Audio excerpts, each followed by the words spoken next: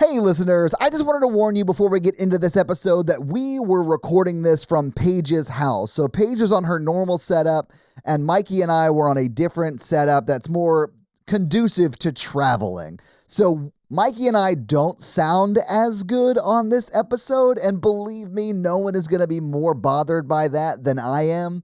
Hence this warning. So I just wanted to apologize. The episode's great. I'm sure you'll love it, but we just don't sound as good as we normally do, and again, I apologize. But enjoy the episode. This episode brought to you by the following patrons: Jay's Pack, Sex Caliber Bones a Lot, Madeline, Edward, Sunzi, Alyssa, Vixen, Holly, Natasha, Laura, Boezy, Jeremy, Allie, Eliza, Jennifer with a PH, Mr. Ragebomb, Libby, Wes, Dreskel, Aaron, Kristen, Tia, Lauren, Jonathan, Kate, Isaac, and Karoon. And all the patrons want you to know you're loved, you're listened to, and you're a valuable member of this awesome Horror Virgin community. And if you want to hang out with us, please join us on Facebook, aka Woodsboro, where we hang out daily. You guys have anything funny happen this week? I ran into my ex's husband at the airport and he threatened to fight me.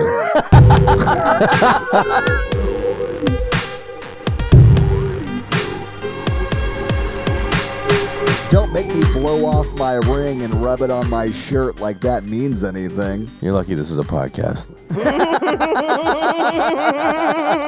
Thank you for tuning into Horror Virgin. I'm Paige. I'm Mikey. And I'm your Horror Virgin Todd, which means I don't like scary movies, but you guys make me watch them. And this week, we watched Five Cream.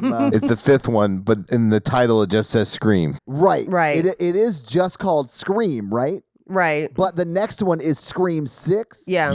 Well, it's called Scream, and then the numerals are in the M. This franchise is worse at numbering their movies than the Star Wars franchise. Yeah. And that's saying something. It is. Okay, do you think that this remake sequel thing was necessary, is my first question to you both. Absolutely not.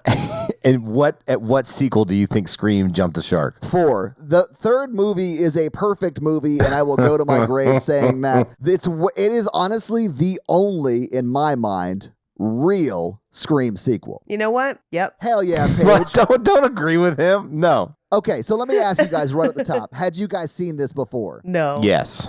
Okay, so it was my first time as well, Paige. Yeah. And we all watched it together. We're literally at Paige's house because we're doing our live show in 2 days. Right.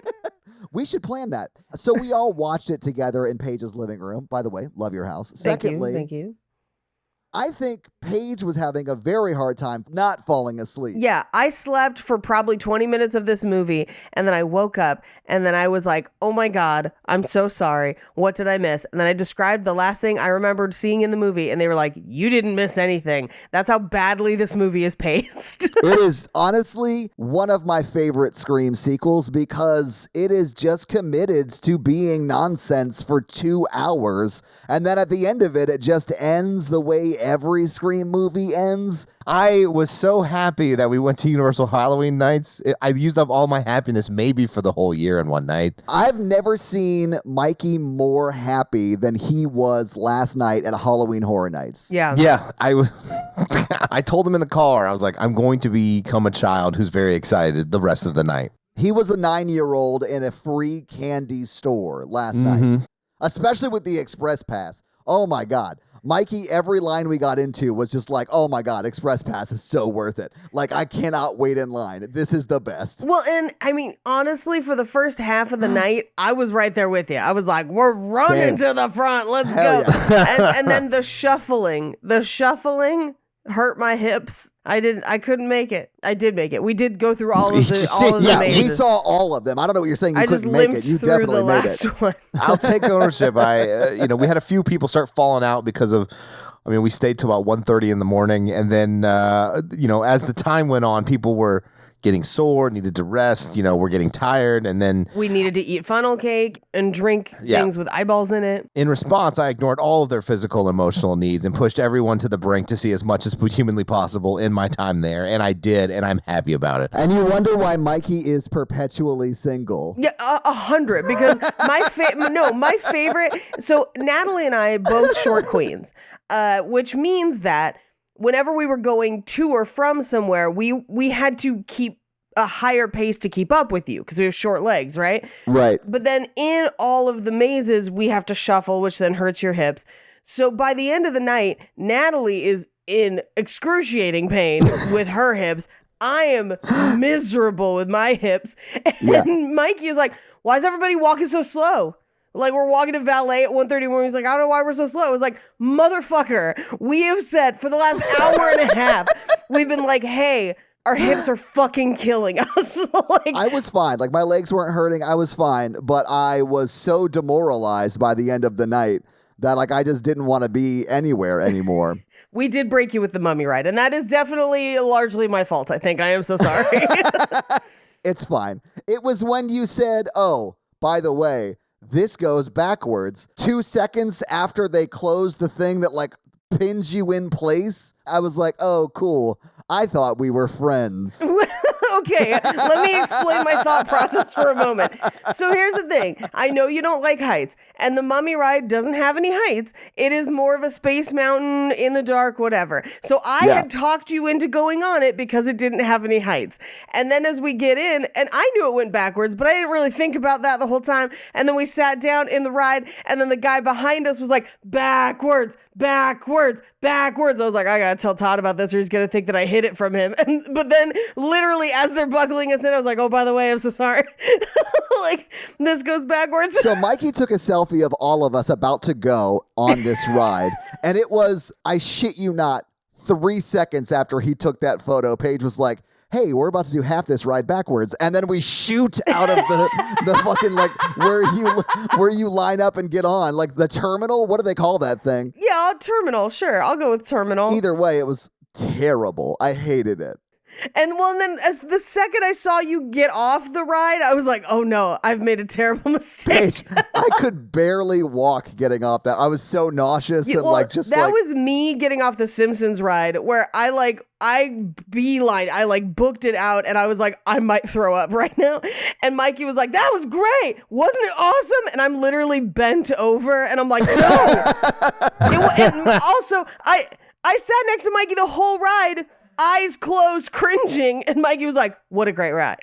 I think it's funny because Mikey clearly was the only person at Halloween Horror Nights last night, according to Michael. Does that make sense? Like, he was the only person who had wants and needs and feelings. I did appreciate his need for a funnel cake, but that I loved it. And honestly, I can't wait to do it again next year because Mikey becomes a 12-year-old child. Listen, I went to Quilt Town. I saw the spool of thread. I went at all the dumb shops.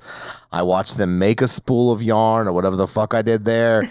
And I did all the things. Wind a skein of yarn, sure.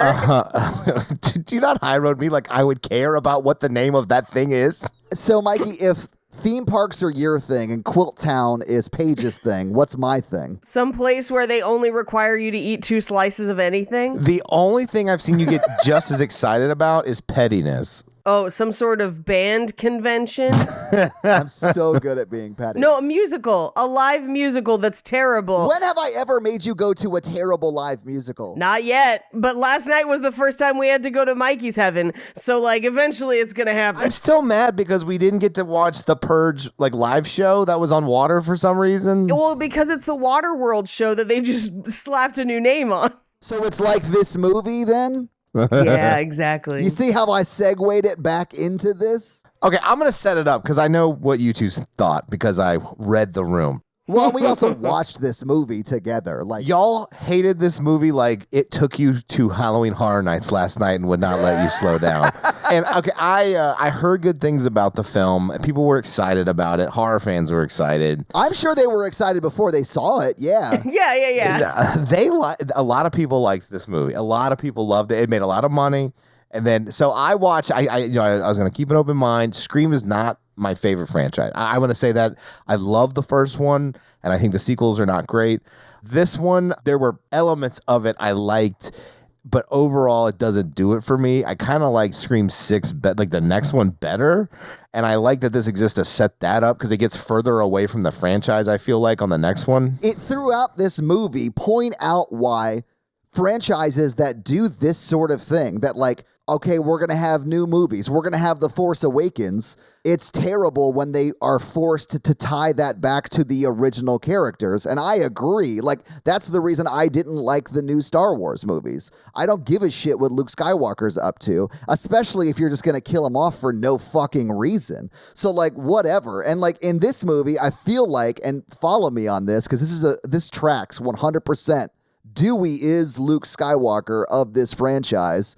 And I honestly feel like he is the moral center of the franchise. Okay, I am picking up. This is not a joke. This is not even a joke. I am picking up. I'm about to agree with you 100%. Yes. You've put it in language I understand. Yes. Dewey is the he is hopeful and good and like defends people no matter what 100% of the time. It is his whole character trait. Luke, whose whole arc was become like accepting light and goodness, and even in the face of I will sacrifice and let my dad kill me in the hope that he would turn at the end, and I will be a forever optimist, forever hopeful Jedi. And then at the Last Jedi, he is this burned out, crusty, not really believing in the Jedi kind of thing. And that's not like Luke, because this in the original trilogy, this is not like they do Dewey dirty in this, I feel like, and it kind of rubs me the wrong. That was like the biggest element that rubbed me the wrong way. Oh, I think the thing that rubbed me the wrongest way was that in this movie, there were lots of stuff that rubbed me the wrong way, but it's always the stuff that rubbed me the wrong way in Scream movies,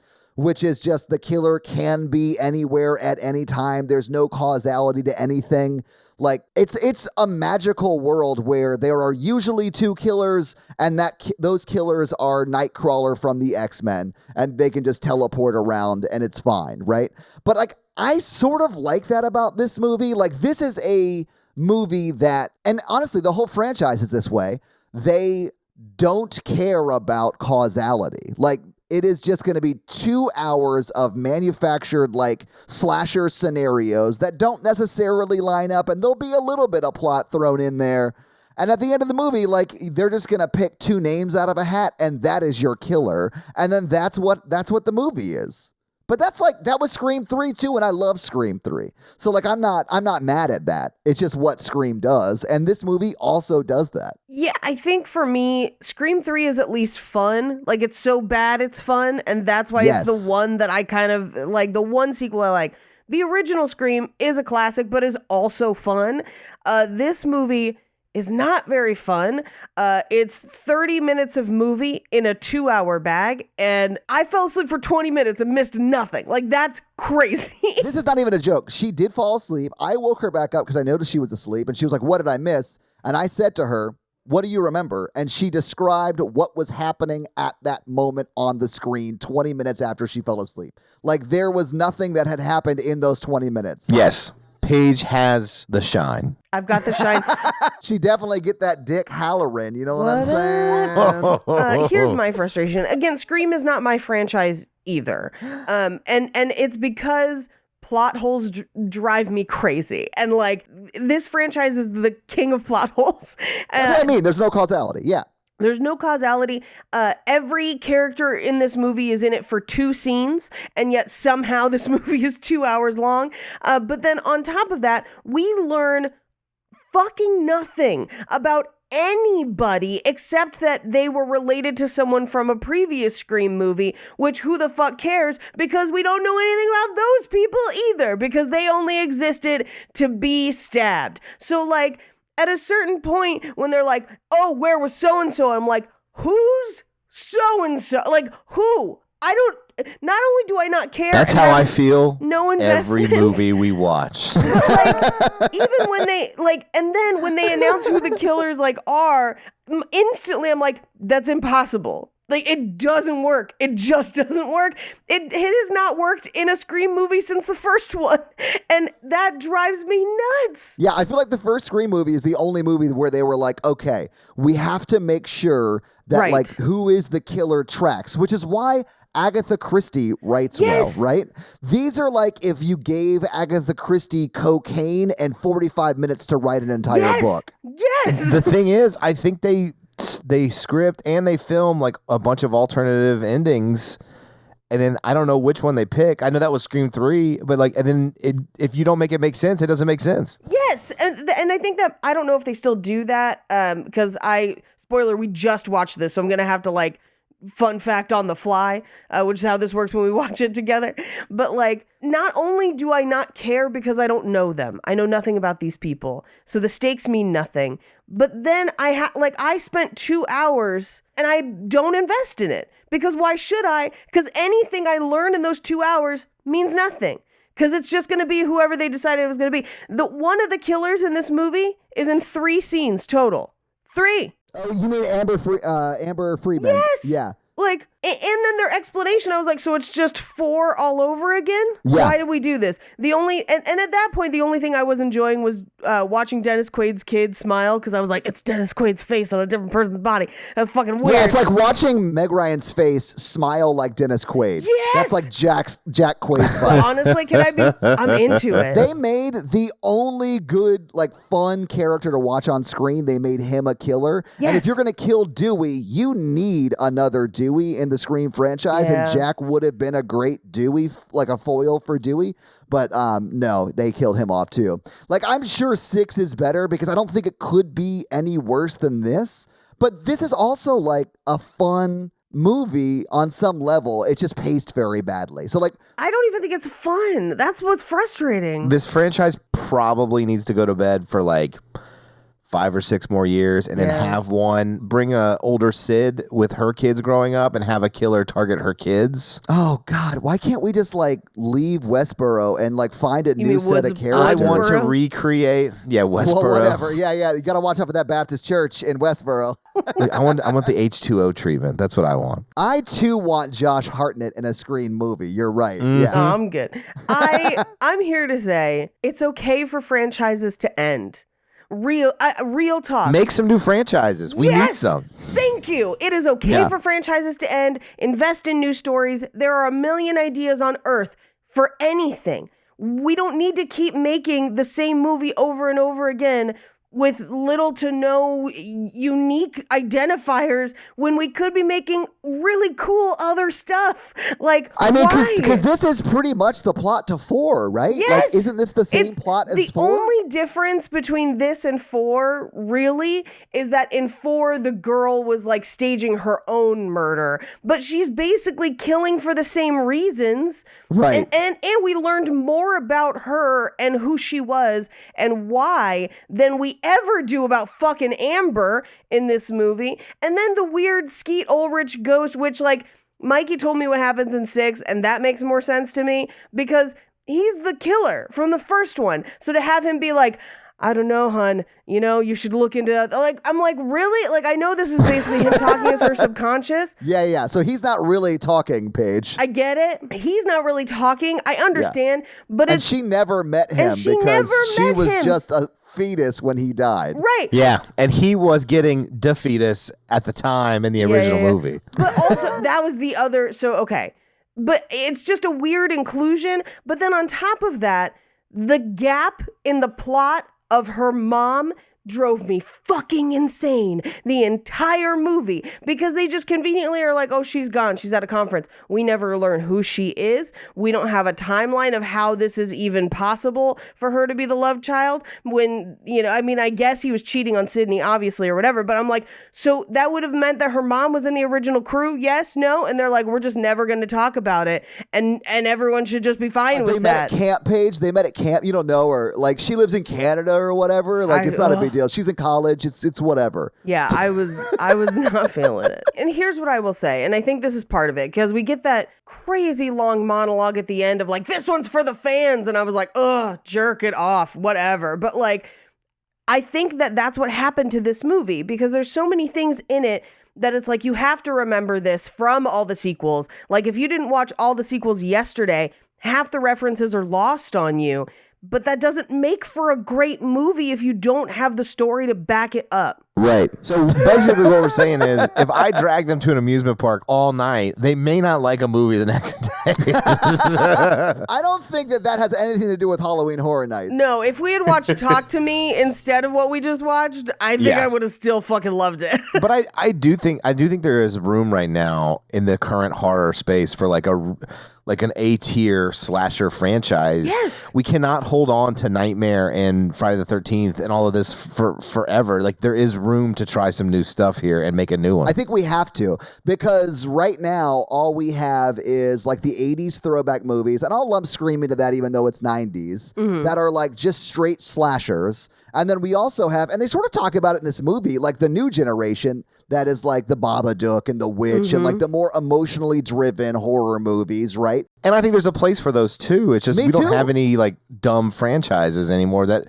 I mean, you can make a well-written slasher. Yeah. You can't. Well, and here we haven't done Freaky, but I really like Freaky, and Freaky is a great slasher. That was a modern one. I didn't love it, but I do like that director. Yeah. And I love Happy Death Day. I Yes. think there are people who are doing the Scream lane, like the fun, crazy slashers. Like Malignant, to me, is that lane. Oh. It's a good version of a crazy slasher. Well, Malignant is giallo, but I love it. Did you say it's Giallo? Giallo. It's a giallo film. Oh, okay, so it's like a Jello. You like a put it in Jell-O the fridge and then you eat it. It's a type of Italian slasher that's like overly theatrical. So it's Okay, we're different than talking ours, about a different but movie, because the Malignant I'm talking about was an American movie. Like it had Kiko Washaw in it. No, we're talking about the same. It's the Giallo style. the giallo style. It's like a specific genre of slasher. Oh, I thought Giallo was like fucking Suspiria or whatever. Suspiria is considered a giallo film as well because it is. I mean, they kill a bunch of people in that movie too. It's just like the Italians do stuff weirder. Malignant is weirder than a normal Yes, slasher. Malignant is basically an American giallo film. So does that make it not Giallo because it's not Italian? I'm confused by what makes it Giallo. The theatricality of it and the bizarreness of it and the strange Surrealism. the Yeah. surrealism, the like emphasis on her emotion and Scream, like there's a whole bunch of stuff. But that's a creature. I would argue that's a creature feature anyway. I'm talking about like straight up yeah. masked knife killer. I mean, I think that's why Terrifier is taken off. I think there is a hunger for new franchises. Yes. And originality in general. Yeah. I think you could still even do that from an emotional standpoint and still have it be good and have it be a slasher. Like yeah, Malignant kicked ass, and there's a lot of emotional stuff in that movie. I'm sorry, it's not really that emotional. I loved it. No. Though. It is though, because it's like she has the whole childhood thing and her whole grapple with motherhood. Like there's so much, we learn so much more about her and the craziness in Malignant than we learn about any singular character in this film. Any of them. And it's half an hour longer. I want a variant on the smiley face killer where it's just a dude with a mask killing people he gets mad at from the internet around the country. You mean from Happy Death Day? No, like the real life one. I don't know what you're talking about. There's like this like unconfirmed reports of like this serial killer. There's like these suspicious deaths and there's like a conspiracy theory of this happy face killer. Oh, I've not heard anything about this. But anyway, there's just room for a realistic slasher. I just want new stuff. Yeah, same. I love the elevated horror. I love it. But I think there's room for elevated and non-elevated in the modern day. Sure, let's just make it new. Like something that's not old. I think Scream 5 gives us a good reason to start making new franchises again. Yeah. And not rehashing the old ones. By the way, the Happy Face Killer, I believe, has been caught. His name was Keith Hunter Jesperson. He was an American and Canadian serial killer who murdered at least 8 women in the United States in the early 90s. So it's not unconfirmed. It is actually... It was like unrelated scenes and there'd be like a smiley face in them and they started linking them together. It was something creepy. If I'm like half remembering any of this. I could be completely wrong. He was apprehended in 1995. But like, what about like you're in a forum, you're arguing like a Reddit or like any sort of internet stuff or like Instagram, and you just have a killer who starts killing people from that kind of stuff. I think there's space for some of this stuff. You know what would be really cool? And this is sort of in the true crime lane, but someone needs to take like an Israel Keys style killer and make a series out of that. Not really Israel Keys, but like that premeditated, like literally leaving kill kits around the country, like that kind of shit. Like that would be cool. I'm obsessed with Lisk right now. That's the one that I'm really invested in because they're like digging up his backyard and shit. So like, you know, but there is room for slashers, more authentic slashers. But also, I feel like if you made a fucking bonkers, goofy slasher, people would be all over it. Yeah. And it could be its own new thing. Just make it anything. The problem is that they're just not higher enough budget, I guess. I mean, people are making goofy-ish slashes, but they're too indie. Yeah, you know what I mean? Okay, so like this movie did make money, but a lot of like the rehashing movies where they're like just rebooting the same old formula and just like reusing the same characters over and over and over again. Like a lot of them are high budget and don't have a huge return like some of the lower budget horror movies we've seen that gets like, if you make a movie for $3 million and it makes $100 million, that's way better than a movie that cost $58 million to make and made $120 million. Yeah, if you make a Barbarian, Exactly. I think we're at the point culturally overall with movies where like I think audiences are younger now and they're like, we want some original ideas here. I think that's why Talk to Me's doing so well. Mm-hmm.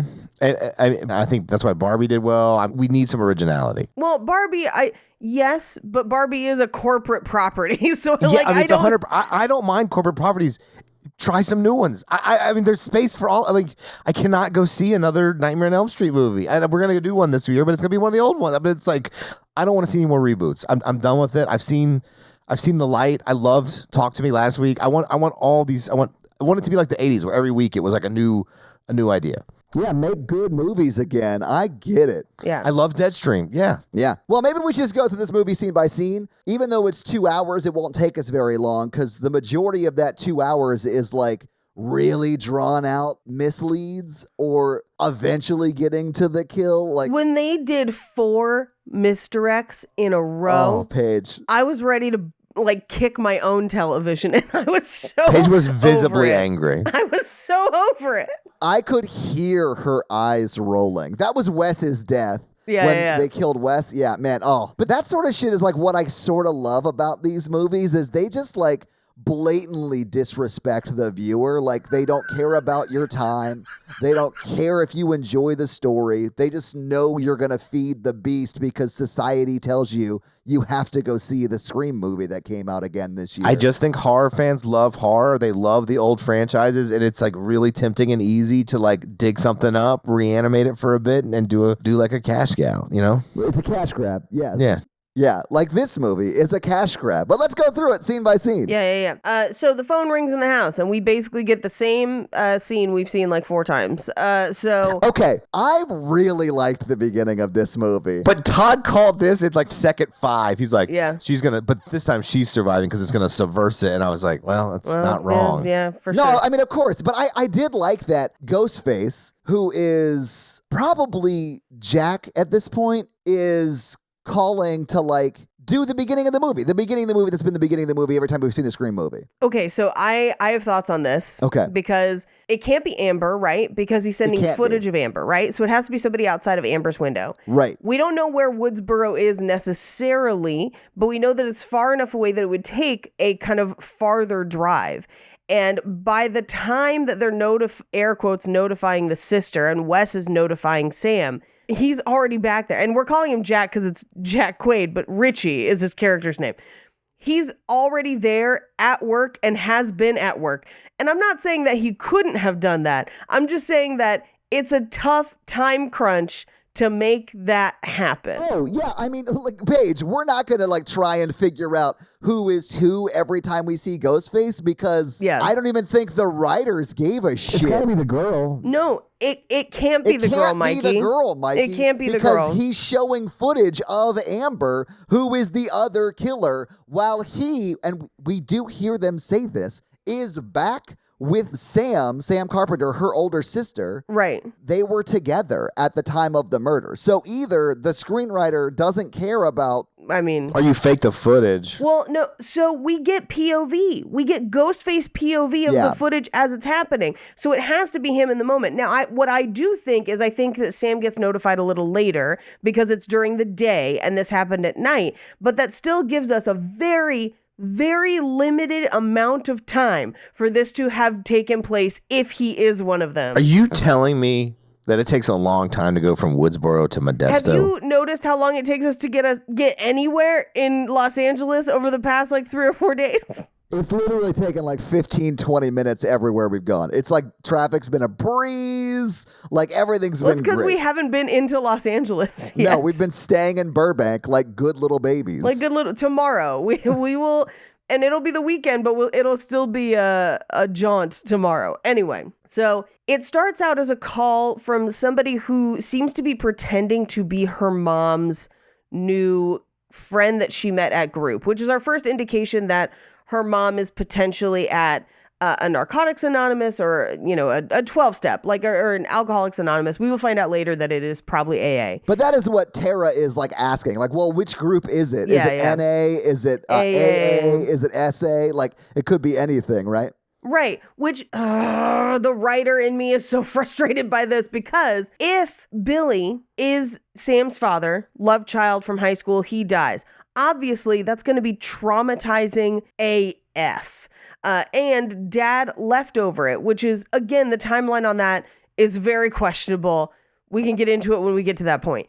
But so if it's one of the original group that had survived that is now going through this and having that revelation with like working through their trauma and being in AA, that's so interesting. And we don't get any of it because we never identify the fucking mom. Like, we don't know who she fucking is. I super respect a mom who was like, listen, my kid is an adult and almost an adult, and they need to figure out their own shit. So, like, I don't care if someone's trying to murder them. I am not coming home, even though I've had plenty of time to come home and be introduced as a character in this movie. No one even calls her. Look, you losers. Look, you don't become saleswoman of the year by giving up your dreams and going home when a murderer is after your daughters. Mikey, her underage daughter ends up in the fucking hospital multiple times, which means they would have had to contact her.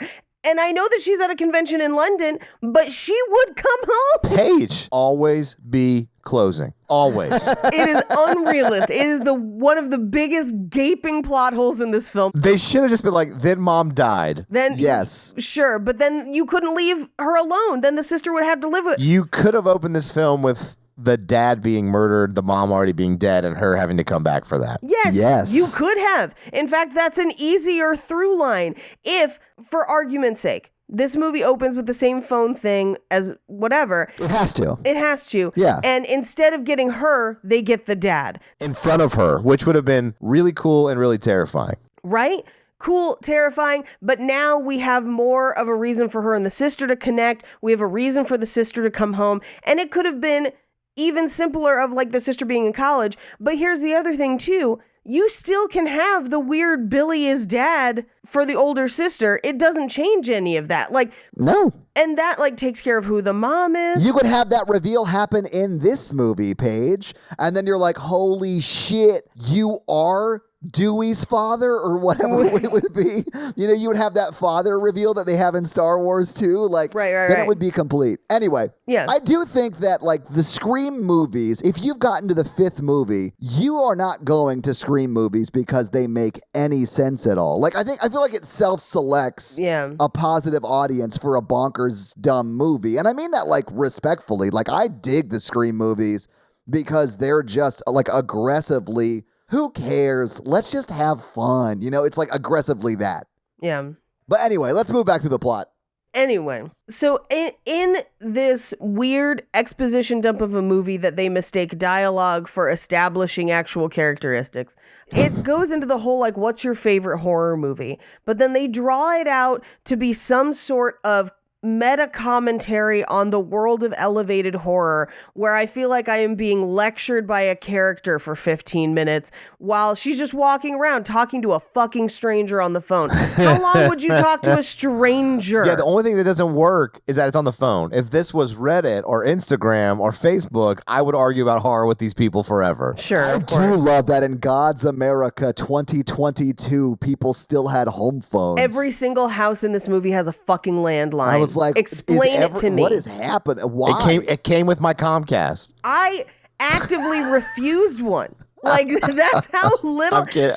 Oh, This part is supposed to is trying to like capture the argument between classic horror films and like new horror fans, and like It's trying to capture the older style of slashers and be like, hey, this is what we love, and this is Right. what the killer loves, right? And then all the new elevated horror bullshit is what you guys like now. You know what? and I'm going to kill you for it. Like, it's like that sort of is what is being established here. Yeah, it's trying to capture the fandom fights that we've seen. Exactly. And there's a part of me that's like, this movie is very meta, but it's not very self-aware. No. Because there's a part of me that's like, if you were a little more self-aware about this, you could use this as a way to just set up people gonna die and it's gonna be fucking crazy. Yeah. But instead we have to listen to 10 minutes of like weird quizzes about the Stab franchise that still somehow has 8 movies when there's only 5 Scream movies. And I know I ranted about it last time, but it drives me fucking nuts every time. Well, that's my favorite part is when they talk about the new sequel where he had he doesn't even use knives. He uses like a machine gun and stuff like that. And then we see the shot. Katanas. He's got 2 katanas. I honestly wish we had seen Stab 8 instead of this. Stab 8 sounds like my favorite Stab 8 movie. sounds like it fucking slaps. He had 2 katanas. That sounds great. I want that movie. I do Come want on that now. movie. I want that movie a lot. Anyway, she talks to,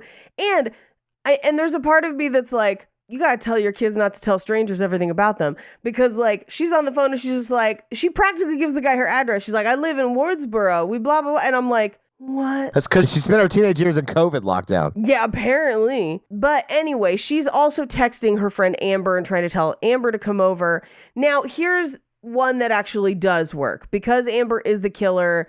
And this is not a cloned phone. This is Amber. So that holds up, at least. Like, that's one that we can explain away once we know what happens. But we still can't explain how it's Jack as the killer when they say later, like literally 10 minutes after this, that he was with Sam at the time her younger sister was attacked. Right.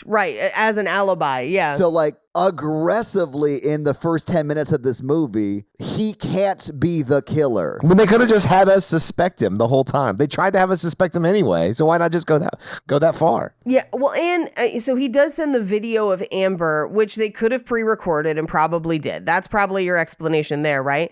But he's calling from Amber's phone. Amber's not at the house, so she doesn't know what's going on. So the fact that they're kind of working this, like, is he at her house already or is he at Amber's house?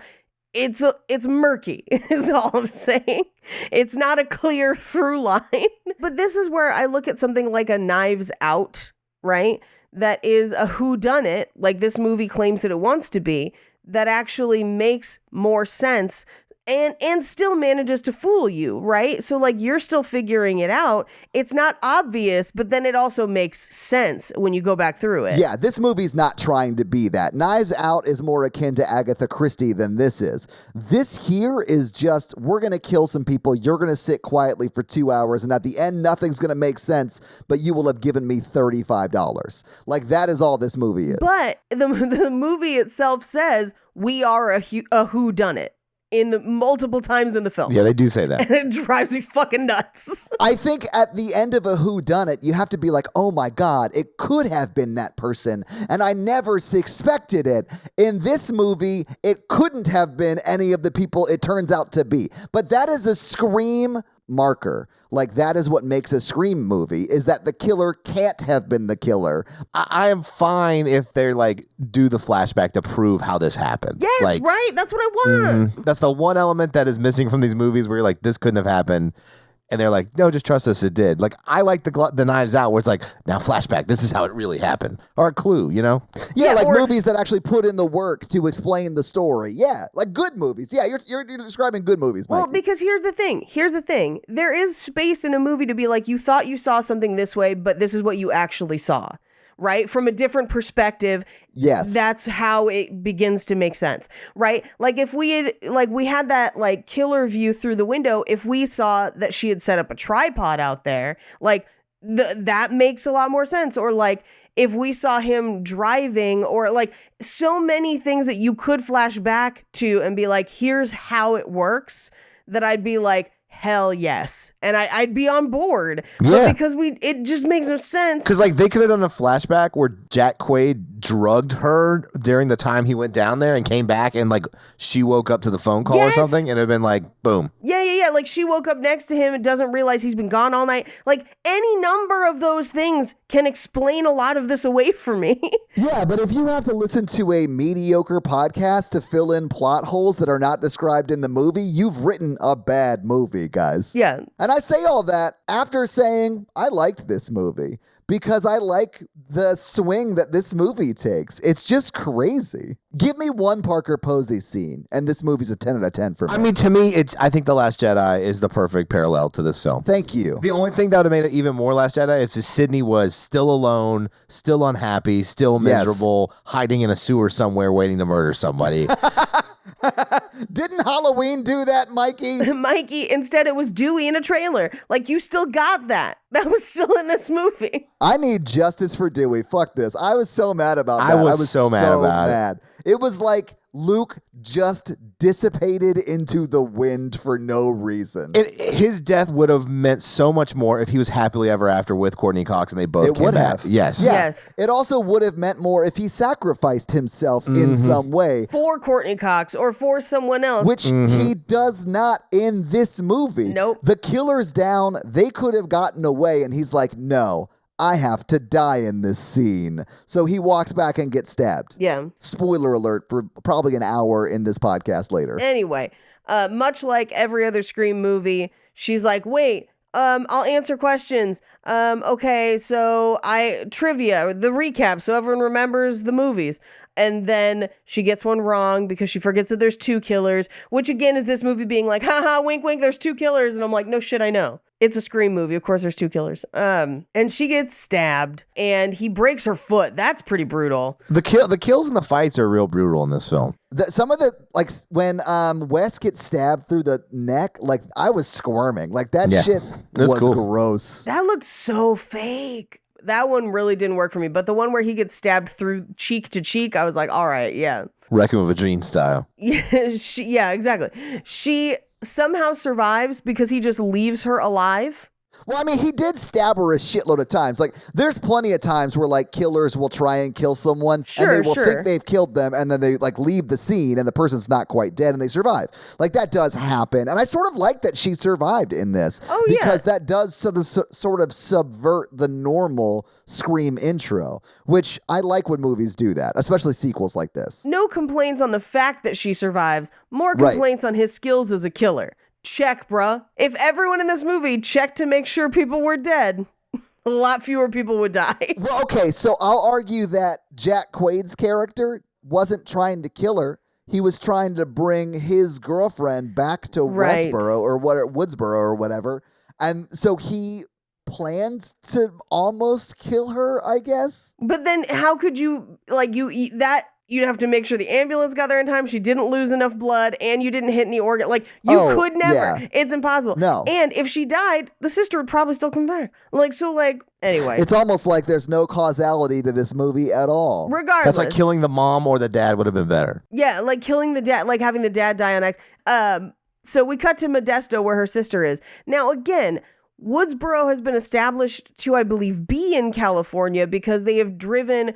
Like, every time anyone is somewhere else, like when Sydney is kind of away in, I don't remember if it was 3 or 4. It was 3. When she was 3. at, like, yeah. And then they're in Hollywood instead of Woodsboro. So, like, it's somewhere, but, like, how close, how long of a drive is that? We don't know because we didn't establish it. You just live on the PCH, baby. It's close. It's fine. Yeah, don't worry about it.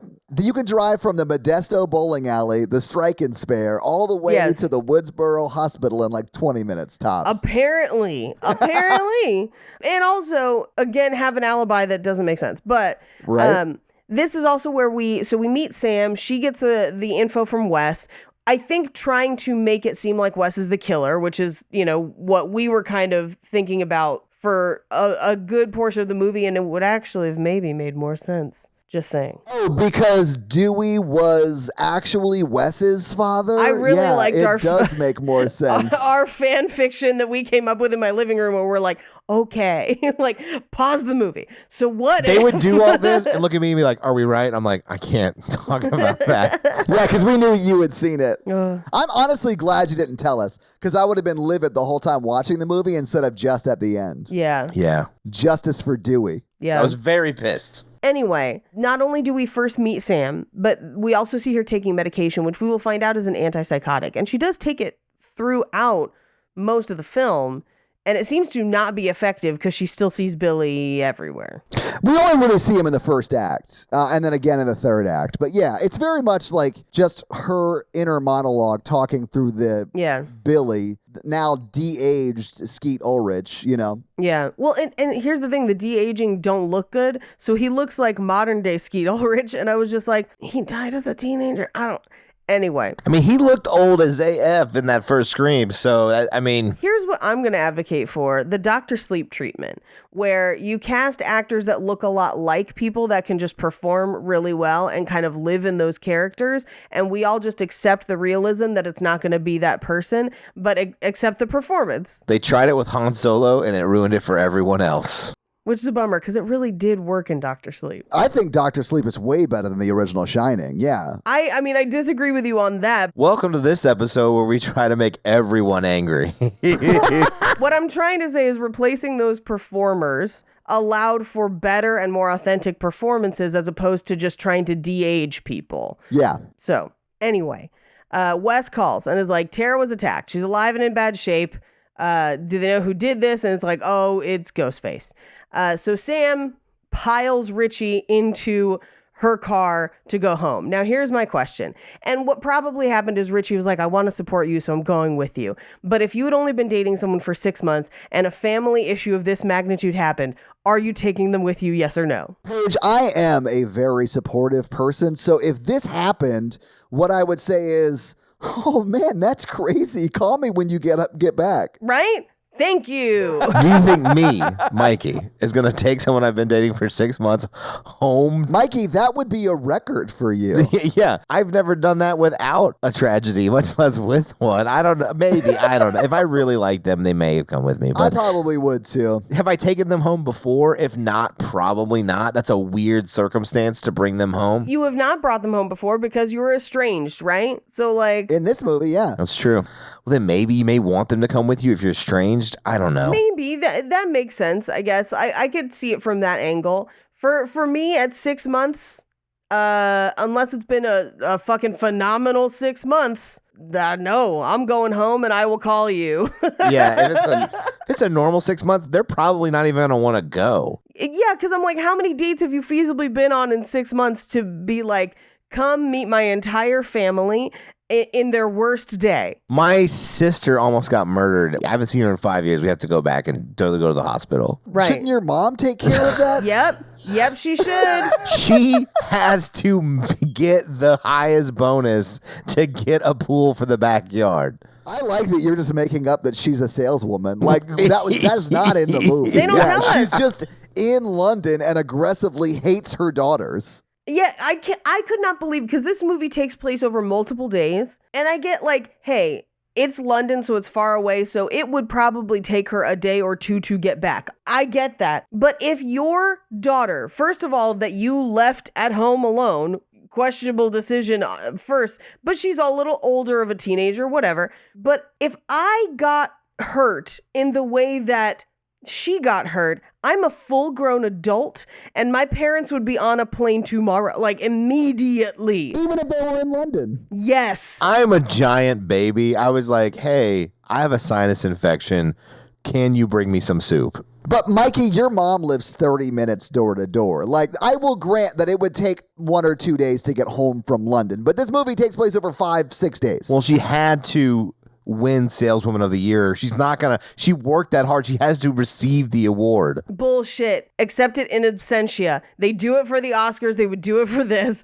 So like, it's not when my asthma got really bad a few years ago, my dad dropped everything and showed up full-blown adult, full-grown adult with my own insurance. It's not even his insurance. Let's full analyze this woman. In high school, she was dating a guy, cheated on that guy, got pregnant by the other guy, and then had the first guy marry her in high school to take care of that baby. But I see where this is going. I'm thinking that maybe she's not phenomenal. That's fair. But Mikey, you explained it clearer than this movie does because you included details this movie didn't include. No, it includes those details, but they're like spaced out and weirdly whispered sometimes. And so like you have to piece it together.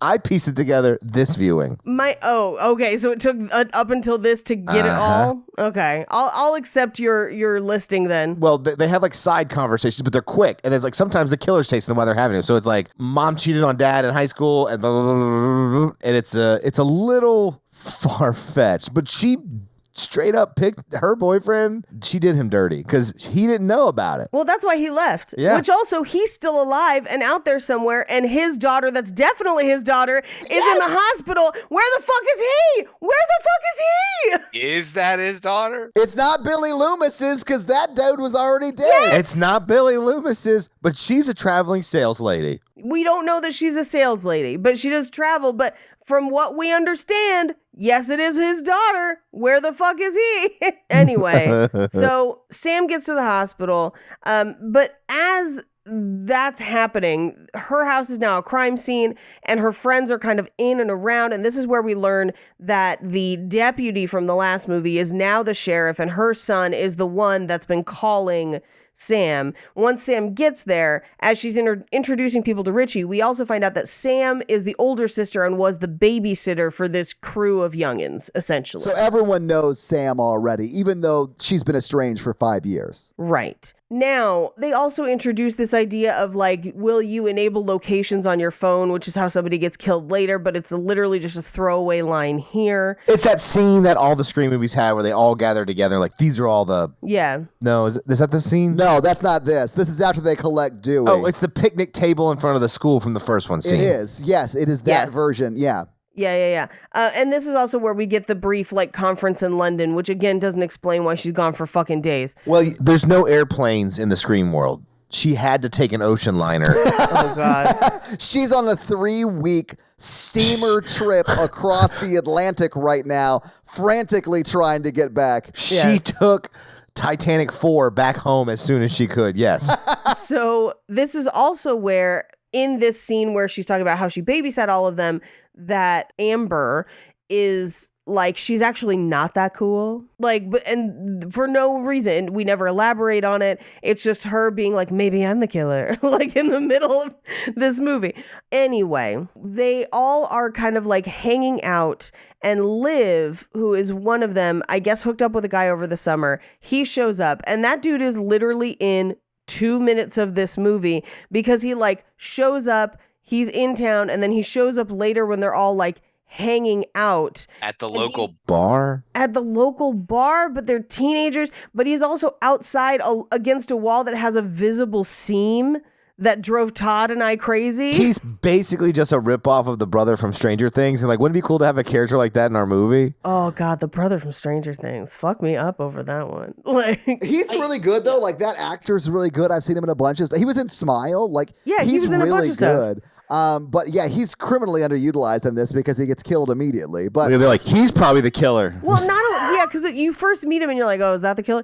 But then they kill him immediately, and immediately they're just like, turns out he was related to somebody else from the beginning, and I'm like, fuck this movie. yeah, literally everyone involved in this movie is related to someone, like biologically related to I think somebody he's in the Stu's first movie. Nephew? He's Stu's nephew. Stu is one of the original killers, if anyone's paying attention. Right, out exactly. there. So he's Stu's nephew. But then, and this, oh God, you could have kept him alive and it would have made more fucking sense because Amber, unrelated to Stu, lives in Stu's house. Amber's the one that's not related to anybody. So the fact that they were just like, oh, it's all the people related to them. So who's not related?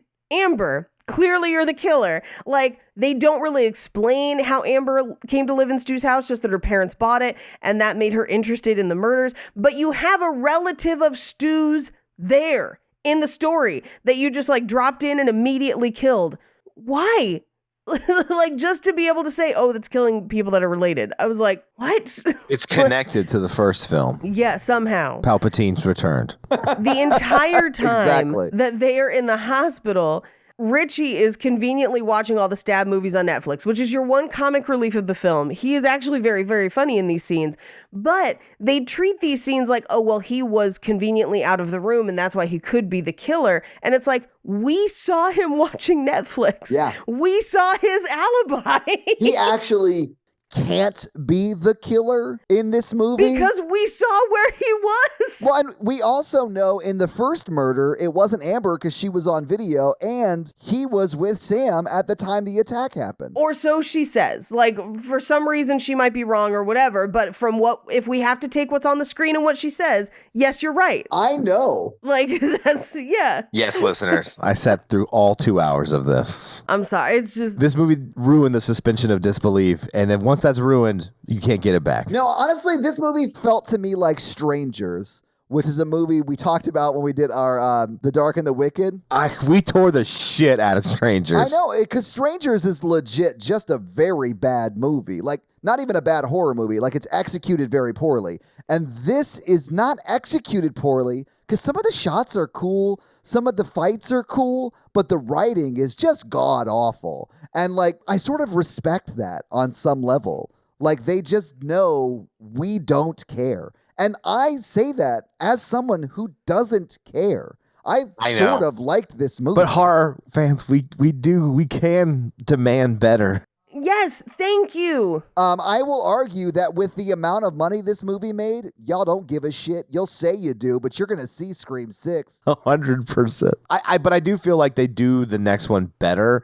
I mean, when you told me that Billy, like Angel on her shoulder, Billy shows up in the next one and is like, you should kill again. I was like, okay, I could hear that. Like, I'm here he for goes that. even deeper. He's like, remember when it felt like to like see the life leave his body? Wasn't that great? And she's like, I got to go to therapy. See, I'm here for that. 100%. So I think you'd like it. Does this movie? I do like this movie because it sets up the next one and possibly more that are different than the originals. This one held on too hard. Yeah. But Mikey, in the next one, do they do the same thing of like, it's two killers, but it doesn't make any sense that it's two killers? Is it still fucking Ghostface? No. We'll cover 6 when we cover 6. Let's just finish this movie. Yeah. So, anywho, Ghostface calls Sam at this point at the hospital and comes to like fight Sam and leaves. Now, I think this is supposed to be Richie because he was already in the hospital and he shows up right after, but we saw him watching fucking Netflix. I have a theory about this. Oh, tell me. It's not Richie and it's not Amber in that Ghostface suit. Tell me more. It's Billy Loomis, and she is full on. Oh, she's hallucinating it. Yeah, hallucinating it. That'd be so much better for me. I like, hey, I am here for a hallucinated Ghostface. Or like the real killer was their mom all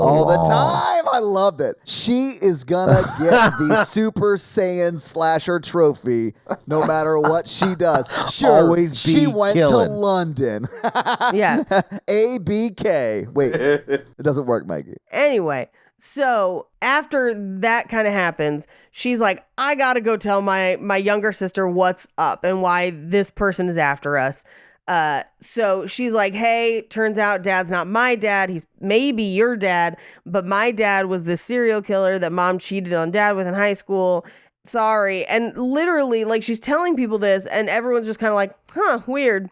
No one thinks anything of it. Like, no one reacts. Well, the smaller sister, like, Is like, you need to get the fuck out. Oh, yeah. She does. She She's gets like, mad. get You out. mean the younger sister? Yeah. Yeah. Most people were like, how I would react if if they had that conversation in front of me. I'd be like, oh shit. Yeah. This is amazing. What? Yeah, like, I have so many questions. But instead, they show up to Dewey's house or Dewey's trailer, which, how did they find it? I guess they asked around. I don't know. But so they go to Dewey's trailer and they're like, yo, Dewey, I am Billy Loomis's daughter. Dewey has no further questions. yeah, Dewey Throws the stab mask off the cliff. That's a Last Jedi reference. Oh, sorry. I've tried to block out most of Last Jedi, so like I can. I hate this because Dewey's depressed. He's an alcoholic. He's not married to Gail anymore. He doesn't talk to anybody. He lives in a trailer. He seems miserable and he's like very unhappy. Right. Just like Luke Skywalker was Yes. in the sequels. Yes. Anyway, but as they're talking, Sam doesn't know how the other kill is related yet. And literally, it's a throwaway line in like the scene after this where they're like, oh, he was the nephew or whatever. Yeah. But I do like that Dewey in this scene is like, never trust the love interest, which of course we'll find out that that's true. And it has been true every time. And no one else feels the need for all the rules they go through. No one talks about it. Well, You're statistically most likely to be killed by your significant other. Oh, that's absolutely true. Yeah. Which is why they won't be killing me. You know what I'm saying? So Mikey's inability to hold down a relationship is really just a protection mechanism from him being murdered by his spouse.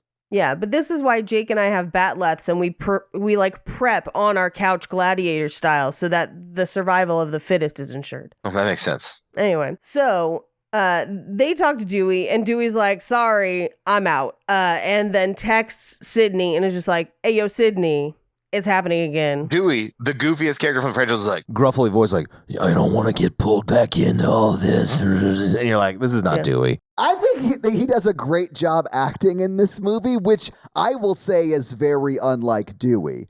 But like he does some like really strong emotional work in this scene. Like when he calls Neve Campbell and has that conversation with her on the phone, and he's like really struggling to like talk to her about this. I was like, fuck, when did David Arquette take acting lessons? Like he crushed it. I think after they got divorced, he was like, I've got free time. And he kind of gives them some of the rules, which is, I know it's a Scream trope, and so I kind of just have to accept it. But the amount of, I will say, media literacy that every character seems to have around the history of films and how to escape or survive a film, like Dewey makes a little bit more sense because he's been through, this is now 5, right? Right. But then when we just like turn to that other character whose name I don't remember, and she's just like, all right, here's a lecture on how this happens. And it's like, when Jamie Kennedy did this in the first movie, like everyone else was like, what are you talking about? not only was everyone else like, what are you talking about? He was an active character that they had laid the foundation for him to do that in like before we got to that scene. And that scene happened at like the end of Act 2. But the person who's having this conversation in that scene is his niece. Yeah. So that's why she's obsessed with it and the rules, because they are related. Like everyone is related to someone in the original movies.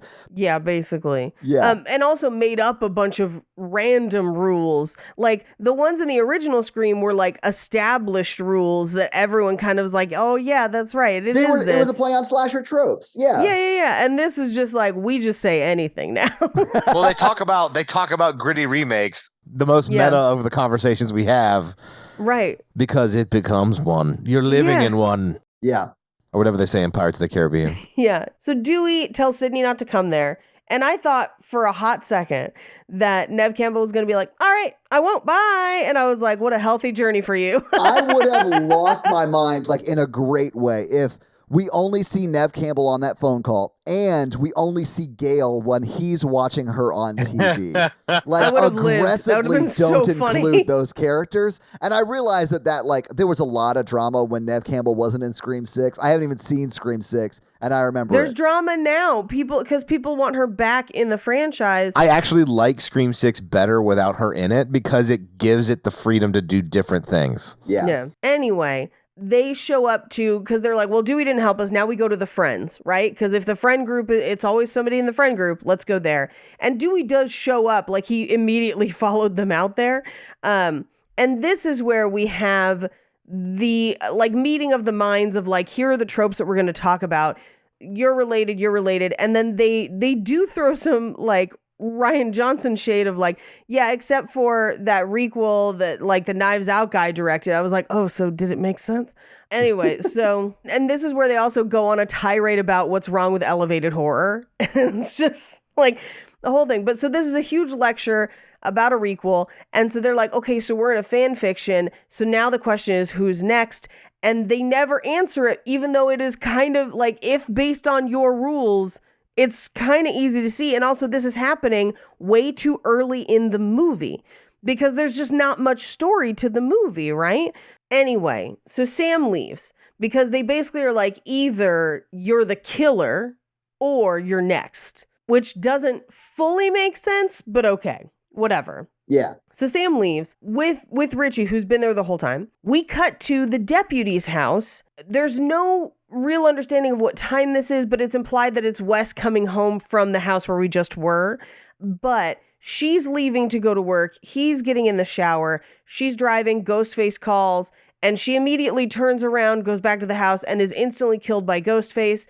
And then we begin a just so 20 minutes. It's a long. 20-minute Kill scene. It's a 20-minute misdirect. It's not even a fight. Yeah, it's 20 minutes of a guy wandering around his own house. All of this is shot like it's in real time, right? So Yes. his mother is dead in broad daylight outside their house in suburbia, and the cops never show up. By who? Ghostface, Paige. Yes, I know, but like we know that Richie is off with Sam, so it can't be him, right? We know where he is. Oh, it can't be either of them. Yeah, because Amber was at the thing, so she would have either had to beat Wes home, which I guess maybe she could have, or follow him home, or like sneak up after, but then wait for the mom, but then also Be taller than Wes? Yes! Because the killer's taller than Wes? Yeah, I mean, like, Paige, you were looking for causality in a movie. I know. In a It movie that doesn't have aggressively it. says, fuck you if you're looking for causality. I know. So, like, let's just, like, sit back and enjoy it. That's why I like these movies, because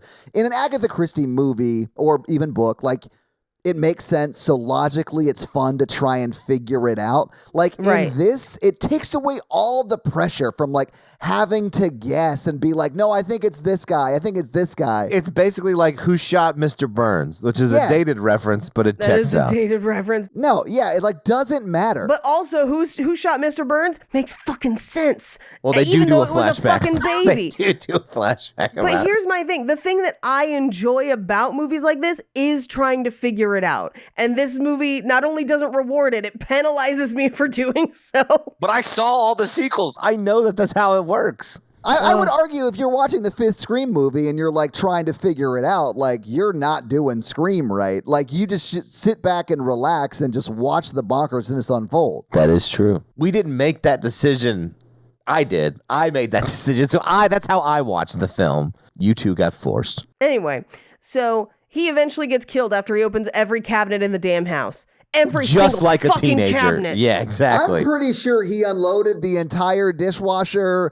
Like he pulled put out away the like a groceries. Stouffer's meal. Like This yeah. whole 20 minutes is if you watched the Big Brother feed 10 years ago when every other housemate but one was asleep. I don't know what happened. I'm an old man. My references are old today. I'm so sorry. Mikey is like 30 seconds away from bringing up the .com guy. Like that is how dated his references are right now. And I love that you're laughing right now, but like only people in their late 30s are laughing with us. Well, Russell Brand's in trouble and he hosted Big Brother, so maybe it's current events. That's a stretch. Anyway. I give it to you. I'm sorry. Yeah. Based on what I assume is a very confusing text from Dewey, Gail shows up to the crime scene, and so does Sam. And Sam is just like, oh no. Okay, bye. I have to go somewhere else. But this is where Dewey and Gail have their kind of moment of like, well, you were happiest when you were writing and you're not writing anymore. But like, I made my choices and you moved and blah, blah, blah, blah, blah, blah, blah, blah, blah, blah, blah. This is also where everyone else kind of congregates around this house and they're like, okay, but in Stab, the kill count is this. And Sam recognizes the police officer that was in the hospital guarding her sister. Yes. And is like, if you're here, who's at the hospital? So she runs to the hospital. Now, the sister, Tara, wakes up and is like, there's no one here in this hospital. Which again, if there's no one on that floor of the hospital and they've already killed the guards and they just were waiting, they weren't going to kill her. Like, why even... Anyway, and also who is there doing it? We just saw other characters other places. Fuck. Anyway, so they're all headed to the hospital to try and help her out. Meanwhile, Tara undoes her IV, gets in the wheelchair, and she's trying to escape from Ghostface on her own, right? She tries to steal the gun from the cop, but there isn't one. Well, and the cop's dead on the floor, but like, yeah. Right. She opens a door and hits Richie, who is somehow back in the hospital. I guess was kind of looking for her. But either way, Dewey and Sam arrive without Richie. So it's unclear where Richie has been, who he left with, because it looked like he left with Sam, but then apparently he didn't because he's not with her later. Anyway, we can't. It's too much. Anyway, so Dewey and Ghostface fight while everyone else just stands the fuck around watching. This is the part that drove me crazy. So Ghostface chases them. Dewey turns back around, starts wrestling. There's 5 other people with them. Who aggressively aren't doing shit. Yes, they just let Dewey die. They're like, yo, this is crazy, dog. Like, Dewey is fighting Ghostface in front of us. Well, Dewey shoots Ghost. Is this when he dies? Yes. Yeah, Dewey shoots Ghostface a bunch of times. They go to get in the elevator. He's like, I gotta shoot him in the head. And instead of just walking up and straight shooting him in the head like immediately, he takes his sweet ass time, gets out of the elevator, and then immediately gets got. But Paige, his phone rang, and because he can't not answer a phone call from Gail, did Yeah. you guys see it was Gail that Yeah, called I know. him? See, it was Gail. It's so poetic or whatever. And like, he of course gets stabbed in the stomach and in the spine. Right. Like he gets spit roasted from his stomach to his back. It's a cool. I mean, It's a cool death, but I hated it. Yeah. Nah, it's a waste. It is just as bad as when Luke, quote, dies in Star Wars. Evaporated? Yeah. So yeah. dumb. It's such a waste. And if he had died sacrificing himself to save Gale or anybody really, I'd be like, that actually rings true for Dewey as a character. Like, because he was always trying to protect people. In this situation, he was just like, I'm gonna shoot murder this somebody. Yeah. motherfucker in the face. Yeah. And one of them says, "Don't go out there." Yeah, it's It's such a waste. Yeah. Now, that would have had to have been Amber, right? Because Richie's in the elevator with them. But what do they go to next? Immediately, they're like, oh, we forgot your inhaler. We have to go to Amber's house. At Amber's house, inexplicably, there's a giant party. This is the part where I fell asleep. And I do know that at one point I woke up and I was like, why are they having a giant party? And you guys were like, I don't know. And then I fell back asleep. I actually do know, but it will offend you. Okay. They are celebrating the life of Wes having like a party like this. Oh. It's a wake. It's a high school Okay. wake. Oh, that makes more sense. That makes Yeah. sense. Okay. Anyway, thus begins a wild, disjointed party scene where like 3 groups of characters are traveling to a place in cars for... Wait, what happened? I'm laughing. I'm so sorry. We're making such good time. It's so funny. I'm laughing because we're an hour and 20 minutes into this recording and we're in the final scene of the movie. And This isn't. No, this is no, the no. last 30 minutes of the movie. Yeah, this this is is 30 30 fucking minutes. I know, but it all takes place in this Yes. setting at this time, right? Right, so, right, like, right. This is how much plot there actually is in this 2-hour In this movie. Yeah. Yes. Yeah. It's essentially a Scooby-Doo cartoon that like Yes. That they took padded 2 to 2 hours. hours. Yeah. Well, and especially because this peek behind the curtain. Peek behind the curtain. Mikey is on call and has had to take a number of calls during this Yes. recording, which Yeah. means we're at an hour and 23 minutes, but that's actually more like an hour max. And we're almost done with the movie because that's how little plot is in this movie. Yeah. Anyway, so it's a literal party, and we're with all the kids that we literally haven't seen for 30 minutes because we saw them at the beginning and then we abandoned them and then now they're back. Since we have time, I will discuss my problem with having too many legacy characters. Yes. Because you focus too hard on them. They tug at your nostalgia strings. You don't give a shit about all of these characters. They don't have enough screen time, and you don't have the Right. emotional connection to care about them. Correct. Oh no, I mean when all the kids die, like the younger generation of kids die, not all of them, but like a lot of them do die in this scene. I was like, who is this person again? well, then at the end, when a couple of them live, Yeah, I you're was like, gonna say, "Oh, Todd, cool." most of them don't fucking Yeah. die. But then you two were like, oh, cool, that guy lived. The kill count of this Scream movie is offensively low. Like that most Actually, of them fucking speaking live. of kill count, they're in this movie. I Dead know, I Meat's saw in this that. movie. I Which saw I that. Think, I think that's awesome. Like, I love that Dead Meat was in this movie. I was very excited for them. I would do fucking I would be in so Phantasm many. 9. Yeah, would, I mean, that's don't what I'm give a talking. Yeah. shit. I would want to do Phantasm anything. 69, all Fuck, graveyard yes. all the time. Nice. I honestly, movie producers, I'd do it. Put us in it. Let's go. Anyway, we cut to the party where all the teens that we have not really gotten to know in this film are all like, one of them is trying to hook up and he's like, well, I don't know if you're the killer. And so she runs off. And then Amber's maybe trying to hook up with another girl, or like Liv's hooking up with another. It's really unclear. It's a whole bunch of. no. It's the Billy. Is it Liv? No, I see. This is the problem. I don't know any of their names. The I girl know. who is the niece of Jamie Kennedy's character. Jamie Kennedy. Yes. She gets all the screen time, and then Yes. the 2 sentences you hear from each teenager is their defining characteristic. So the one guy, the jock, Yeah. he wanted to have sex in the beginning.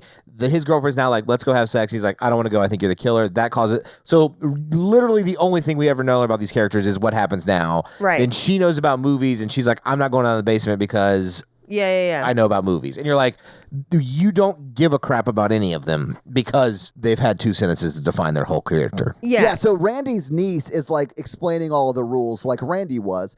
Chad, who is the jock, Mikey, is Randy's nephew because he's they're brother brother to and Mandy, sister, right? yeah. And he is like on the couch making out with Liv, who is his, I think, recently new girlfriend, whatever. Yeah. And he won't go have sex with her because he's like, I'm like 98% sure you're not the killer, but also not gonna chance it. And so she gets mad and leaves, and he goes after her. Right. And somehow they do a location thing with the phone to kind of lure him outside to go, air quotes, make up with her. But also, how? Because clearly Jack Quaid doesn't work at the bowling alley. He works at like Verizon or some shit and can just spoof any phone. Like Just like tech crimes detective or whatever. Like, Yes. he works at the FBI. It's Yeah. fucking wild. Anyway, the jock goes outside. He is killed in short order. He tries to undo the location so he can hide, but it turns out he's not dead, but we won't find that until later. Right, but he does get stabbed quite a few times. Like he gets stabbed probably as much as Jenny Ortega does at the beginning of this movie. Yeah, easily. Or Jenna And at this- Ortega. Right. And at this point, Richie decides that he's going to end the party as the adult and be like, everyone get out because, somebody's been stabbed. Well, I don't think he even knows Chad's been stabbed. It's just that Jenna Ortega gets home from the hospital, or not home, but they're going to get her spare inhaler because that's super important to get before she leaves town. And they're trying to like get the fuck out of Dodge, right? So when they all get there, Jack Quaid is like, okay, everyone has to leave. We're going to find your inhaler because we don't know he's a bad guy yet. And we're going to leave. Well, okay, Todd, hear me out. And I know, again, causality, because Amber's in the basement, because with Liv, she kind of does a fake out of like, who's the killer? Or with the sister, who's the killer? I'm the killer. Just kidding. I'm not the killer or whatever. So she couldn't be outside stabbing. But then Richie is with Jenna Ortega. I know. So he couldn't stab. Who killed him? And we can't. I mean, we can. We've got time. Yeah, I mean, but like now we're just looking for this to make sense. And I know, we aggressively, can't. it's not going to make sense. Like that is what Scream does. Anyway, so they kind of clear the house. They try to blame Liv. It's not Liv. Liv is clueless.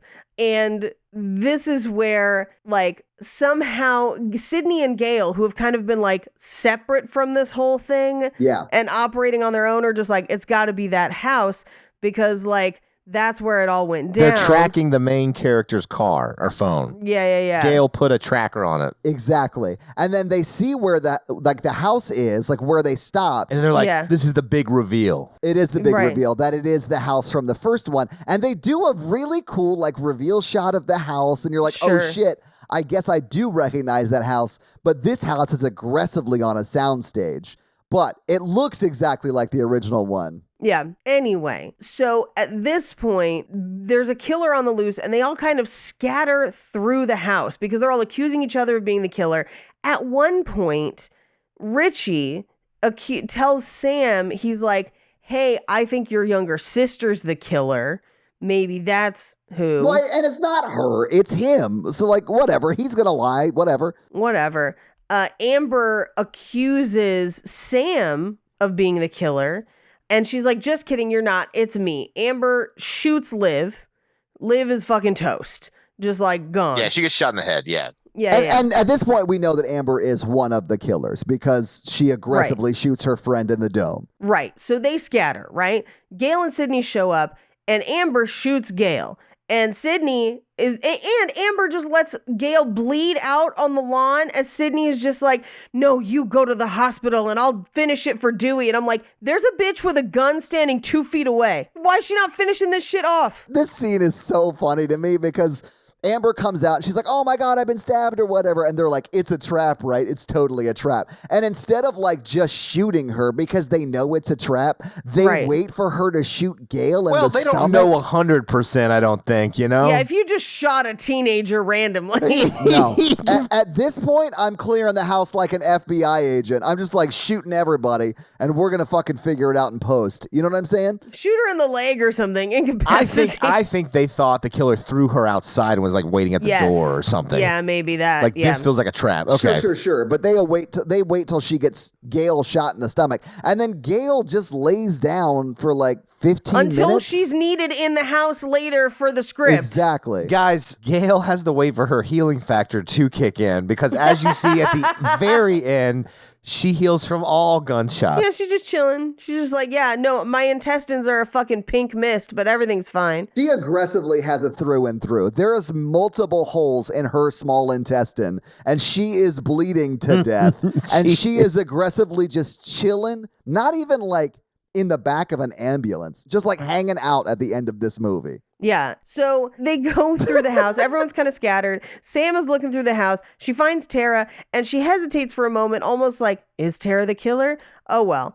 Sydney finds Richie and like. So they do scatter to every room. It does get a bit confusing. Yeah. And so like Sydney goes inside and says, I'm going to shoot anybody who doesn't come out in the next 5 seconds. And she starts clearing rooms and shooting through them. Right. She literally is shooting through every door, assuming the killer is behind her. And then she gets upstairs and shoots through one of them and shoots Richie in the leg. Yeah. Right. And at the same time this is happening, Sam finds her sister tied up in the closet. Right. And then you don't know if she lets her sister out or not. So that's that's happening at the same time. So it does get a bit confusing. Meanwhile, Amber has put the ghost face costume back on. Yes. Because she then tries to take out Sydney and then the gun clatters to the floor during the fight. She tells Richie to get the gun and he's like, nope, I'm the other killer. Fuck y'all. And then there's a 10-minute monologue about how they're saving the world of horror. Basically. I mean, it's just typical Horror fans, really. I mean, well, it just like it may It basically says they met on an internet forum. They were unhappy with the franchise, and then so they were going to. They basically do their Scooby-Doo. I'm going to reveal their James Bond villain monologue. They're making a new story, and they're here to set up Sam, Billy Loomis's daughter, as the new killer. Right. And they are going to get away and finally get to see a new good stab movie because the last one with the katanas drove them over the edge. Which honestly, katanas would only improve it. I've got to see it. I've got to see the katana stab. I gotta see the stab with the katanas. He had 2 of them, Mikey. I know. I know. I am katanas. not. I am a stab 8. I'm all in. You know? Well, and it's at this point that because he's now evil and he's trying to evil smile, I was just like, oh, hey, young Dennis Quaid. What's going on in your neck of the woods? Like, I couldn't concentrate. But the plot makes no sense. And then like they treat each other like boyfriend, girlfriend, and she's aggressively underage. Oh, Who's you mean underage? Amber and Jack Quaid? Oh, yeah. I definitely think that Jack Quaid should be in jail for sure before he kills anybody. Well, for many reasons. For murdering people, No, I mean, but also, before he for kills grooming anybody. her. Yeah. This movie is about an incel grooming and turning a teenager into a murderer. Yeah. No notes. Anyway, that smile is enough to maybe get me to watch The Boys because it's been on my list forever, but I just never get around with it. I love The Boys. Oh my The God. Boys is the only superhero property worth watching anymore. I would argue with you on that, but that's fine. Name one that would be better than The Boys. Dude, Mikey and I are fucking stoked for Loki 2. You have no idea. Yeah, Loki the TV show. Let's not get into it. We can't. We already have an angry enough energy for this recording. Let's not open up any other old wounds between us. I will say, I have been very harsh on this movie. I enjoyed it. I hear what you're saying, but that's like he's like 99% like shitting on the. He's like, but you know what? I did like it. No, I mean, I'm shitting on it because I can recognize that it is a lazy slasher movie trying to pretend it's not a lazy slasher movie. Like the whole impetus of the movie is that slashers are better than elevated horror. And first off, they can be, but They can be, this absolutely. isn't. So, like, I mean, I get what you're trying to say, but swing and a miss. But, like, Yeah. I like it. I think it's silly and stupid and fun. I don't like Scream as much as other French. I don't like. The meta stuff is just, I think meta, it's okay. I just thought about what would happen because we kind of like slumped in the middle of the day. If we got food and watched Time Cop tonight, how much Todd would be like, man, this movie fucking slaps compared to Scream 5. Oh, Time Cop. Is a better fundamental film than Scream 5. I find that impossible to not believe. Like, the Scream movies as a whole, I will say the first one does a really good job with causality. Yes. The first one is a classic. But everyone after that is just aggressively, just sit back and relax. You're going to see some people get murdered, and at the end, nothing's going to make sense. But don't worry, you'll be back in a year and a half for the next one. I really like the next one, which, as much as I can a Scream movie, I have to like caveat this because I'm sure you guys will not like it, but I liked it because it was like Jason Takes Manhattan, but it's actually in Manhattan. But Mikey, I like this movie, so I'm sure I'll like the next one. Ghostface just runs into a convenience store in New York and like murders 3 people and runs out, which I was like, I am here for this. I'm here for that, oddly That sounds enough. amazing, yeah. I wanted more of it. All right. Okay. Anyway, so Jenna Ortega jumps up and gets baby Dennis Quaid with a crutch to the face and bites him. Then there's a fight between. No. Yeah.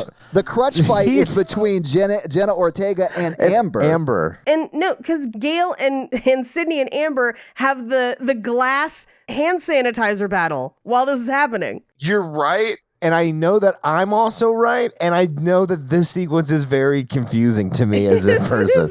Because she crutched her upstairs. No, that's what it was. Before that fight. They do their monologue, and he goes, "Go get her," because I tricked you to think your sister did it, and then Amber goes to get Jenna, and she's like, "She's not here," and then she gets attacked, and then everybody scrambles. Sam runs off. Not Dennis Quaid. Jack Quaid chases her. Amber comes back after disabling Jenna Ortega, and then this sequence begins. Yeah. But then there's like a headbutt. But this is also so this is Gail. You killed my best friend, and she's like, "No, I was radicalized by the message board." But this is where it's a glass bottle of hand sanitizer, and then they put her on the stove and light her on fire, and I did love that. Favorite kill of the movie. They shoot her into the stove and it lights her on fire. Yeah. And then she still survives somehow. But anyway. Well, I mean, she survives for like 10 more minutes. Like, she does get shot in the head in a few minutes. Right. And meanwhile, Sam and Richie are fighting, and he's reciting the rules to her, and she says, "New rule, never fuck with the daughter of a serial killer." And she just stabs the fucking shit out. She goes feral, and it's awesome. Yeah. She is low-key season 2. Loving it. You know what I'm saying? So this sets up in the next film where like she's scared the whole time she is a serial killer waiting to happen. That's so much more. That's what I want from this one. That's so much more of a motivating factor that I can get behind for her as a character, 100%. So the next one is Jenna Ortega's in college, but living with her sister because her sister, they're all messed up. And her sister's like actively in therapy, really scared she's going to kill more people.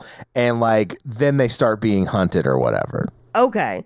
Anyway, I did love her stabbing because she just goes fucking nuts. And I was like, all right, now this is getting good now that it's over. And so anyway, revealing her to probably be the new Neve Campbell for whatever. She definitely is the new Neve Campbell. Yeah. And then Jenna Ortega is just like, well, I still like the Babadook. And I was like, it is a great film. I cannot argue with you. I get it. I do like ghost stories more than slashers overall. I don't know. Anyway, the twins, the brother and sister, survive. So our body count is even lower than we thought. That's Randy's niece and nephew, yeah. Right. And then Gail and Sydney are just like chilling, like they haven't been both shot and stabbed respectively. I don't know. They were pretty respectfully when they shot them, yeah. Excuse me, miss. May I stab shoot you? May I shoot you in the stomach? It'll be fine. Or as I call it, consent. Anyway, Gail is like, I ain't going to write about these fools. They don't get shit from me. I'm going to write a book about Dewey. And I was like, this is going to be a boring book, but okay. And then Sam gets in the ambulance with Tara, and she's like, I'll hold your hand all the way there. And that's the movie. So having seen the movie, having talked about the movie, what did you guys think about 5 cream? I give it 2 creams out of 5. Honestly, I never want to use this scale again, but 2 creams out of 5 is fair. I could live with 2 creams. And 2 sugars for like setting up a better film for the next one. I do think largely this is a very bad movie, but that sort of makes me like it. I would have loved it. Like, it would have been on like Scream 3 levels of love for me if the pacing wasn't atrocious and Parker Posey had been featured in some way. Although I think she's dead. She died in the 3rd one, right? Yeah. I will tell you in the next one, they bring back some legacy characters from the sequels that are funnier. Okay. I mean, I honestly... And I think it works better because it does not focus on them. Yes, I think we need to just move into who the new characters are, who the new kids are, like, and just let that new younger generation have Scream. I think I just found out where Woodsboro is, so that's nice. Where is Woodsboro? Woodsboro is in Sonoma County, which means that it is not a crazy drive from Modesto, so that makes a lot of sense. It just means that Scream 3 doesn't make a lot of sense. Well, I knew that. That's the most, I mean, that film had many problems, not just the distance. How dare you? But oddly enough, knowing this, I was like, well, that actually kind of works. It's Scream. It's your gritty reboot. They took other characters you loved and made them like burned out and then awful. And like, I don't, like Han Solo was redeemed. He was supposed to be a good father. And I'm just going to leave it at that. Had Han Solo died when he was supposed to, then the sequels, the ones that came out like more recently, would have been way better. Or if he like turned into a good guy. Well, that's what the whole original trilogy, was about. Yeah, exactly. And he was supposed to sacrifice himself at the end of the 3rd movie, I think. But George Lucas didn't want to hurt toy sales, so he kept him alive. And then because of that, they had to relive Han Solo's whole life journey in that first like sequel movie that just came out a few years ago. We don't have to talk about We this. could do a whole, yes. But I mean, like, because of everything, how he changed over the original trilogy, he would have been a better father, in my opinion. Right. But it's just like the way, and not to bring it back to this movie, which I'm going to do my best to do, it is just like the way Dewey like became the person that Gale needed him to be in that 4th movie, and then they're supposed to live happily ever after, and then for literally no reason, they're not together. People are not getting. They're not understanding why in 2020, 21, in modern times, people are looking back to their heroes from childhood and movies that they love, and they want them. They want that nostalgia. What they want is the hope and the good guys and the good and like the good guys winning at the end. And like they want the things that they loved about those characters. They don't want to take people they loved back then and bring them forward to be like, oh, this is as if Luke lived 30 years in an office job and then left his wife. And then like, like I don't want that. I want to see how the good guys went forward. We live in a dark enough world, and don't do it to my Scream people either. I agree, Mikey. But Paige, do you have any fun facts for us? Sure. Well, hit us with your fun facts. Causality. Fun facts. I love yours. That was great. All right, so there's 1.5 million fun facts for this. We're just going to go through a few that I picked out that I liked. Interestingly, Dewey doesn't typically mention his sister Tatum or her death in the prior sequels, and it's something people criticized a lot. But in this film, we actually see that he keeps her ashes on his mantle. So that's kind of a fun little Easter egg. Nice. It's the same voice actor, Roger L. Jackson, as Ghostface. And we do see the voice changer for Ghostface in this movie a little bit too, which is a weird one that appears in some sequels and not others. David Arquette is a certified Bob Ross painting instructor and taught several of the cast members how to paint like Bob Ross during filming breaks. I love it. I do love that. Mm-hmm. Now, Nev Campbell was originally hesitant to return to the franchise because obviously Wes Craven was not directing, and because he is dead, he couldn't really give his blessing onto the new movies, which, hey, maybe that was a time to end the franchise, whatever. Anyway, so what changed her mind is that the directors for this film wrote her a letter about how much Wes Craven and his films meant to them as filmmakers. Okay. Yeah. I mean, I was glad that Nev Campbell was in this one. I'm sad she's not in the next one, but I honestly would love for the Scream franchise to continue on, and feasibly people age and you can't continue on forever, which is sort of what we're getting in the Halloween franchises, right? Yeah.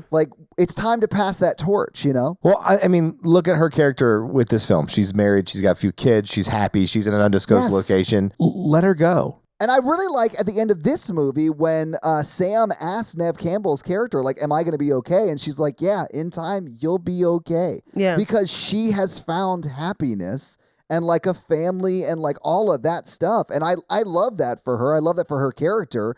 But just like, and I realize that his character died off in the Fast and the Furious movies, or in like real life, but like in the movies, he's just like gone off to be a family He's just man. watching the kids. Paul Walker, you mean? Yeah, He's just like- always watching the kids. That's pretty fun. I like that, like, he got a happy ending, sort of, and Yeah. I sort of like that Nev Campbell's character gets that too after literally 4 movies of her going through shit, Yeah. So in the original film, and that's Scream, Sydney uses an online 911 emergency system to call for help. Now, that scene was meant to show her typing her address as 34 Elm Street, but it was cut for time. So it actually isn't until this film that an Elm Street in Woodsboro is seen and therefore made canon and confirmed to be the street that Sydney grew up on, which is, of course, a reference to Nightmare on Elm Street. Of course, but I'm here for that. That's great.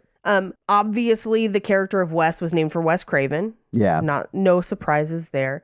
Let's see. This was filmed kind of pre and during COVID, and its like premiere was delayed a couple times. That's why it ends up coming out in 2022 with another Scream so soon after it. Now, when Dewey is watching Gail on Good Morning America, before he turns the TV off, Gail signs off with a joke about how she never hopes to have bangs again. And if she tries, someone should stop her. Obviously, this is a reference to Scream 3. The best Scream. Yeah, and it even became a meme in the 2010s. So the framed photo of David Arquette and Courtney Cox that's in Dewey's trailer is a real one, just from their photos from when they were married. Yeah. So Nev Campbell didn't realize until after the fact that Sidney Prescott's husband in Scream was, in this one, Scream 2022, was an Easter egg. But while speaking with Screen Rant about her role in the film, she was asked about the Mark Kincaid Easter egg. And she revealed that someone just told me that yesterday. I didn't realize when I was saying it. So it's been 22 years since the release of Scream 3, and the character of Mark Kincaid has not appeared since then. So essentially, it's implied that she's married to that character. Oh, but this is really? the first Shit, movie. okay. Yeah, this is the first movie that like solidifies that. Well, cool. Yeah. So how do we know that Woodsboro is in Sonoma County or close by? So Woodsboro, the area codes show to be 707. That's the area code for Santa Rosa, Healdsburg, and other Sonoma County places where a lot of the original Scream was filmed. It's about 3 hours northeast of Modesto, so it would have been a 3-hour drive. So this is the third Scream film in which a survivor of a previous film does not return for the following. So in this case, Kirby Reed, who survived Scream 4, is absent from this film, but also Mark Kincaid, who survived Scream 3, absent for both this and 4. Well, he had to watch the kids.